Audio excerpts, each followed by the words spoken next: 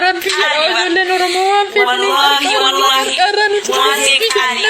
أنا سبرت سيرتك أنا جت غيرك قسما بالله لك يتمت أكتب وراني كتسا أكتب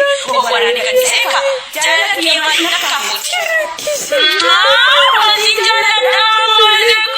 Goftako ya Rabbi Allah ya Rabbi na keessa baasi mucaa kana ya Rabbi goftako na keessa baasi ya Rabbi ya Ilaahi sikadheera na keessa baasi ya Rabbi hadha bulini ga bulin ya Rabbi goftako yoo na jaallattu ta'e na keessa baasi ya Rabbi ni na xireeffata karanan bahun barbaadu ani moo nan jaalladheeti miti ya Rabbi narraa baasi akka aara kana binni jedhe na keessa ba'uga bayga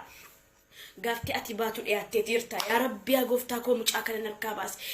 onni kiyya keessaa baas ya Rabbi Allah waan niyyate guutiif jaartii gaarii kenniif jaartii imaana qabdu jaartii buluu qabdu kenniif ya Rabbi maazoo koo milkees ya Rabbi maazoo koo bakka jirutti nagaana godhe ya Rabbi jaalala tuttuqana na godhe ya Rabbi sanna tuttuqe atuna tuttuquu baatee hadha nagaana jiraadha nami maraatu naan hin jedhu ya Rabbi on maraadhe suuf qabeen jira ya Rabbi ati nangatiin sitti abdadheera ya Rabbi gooftaa koo aborin jadin akka aara kana na keessa baasi himbahammo baasi ilma namaa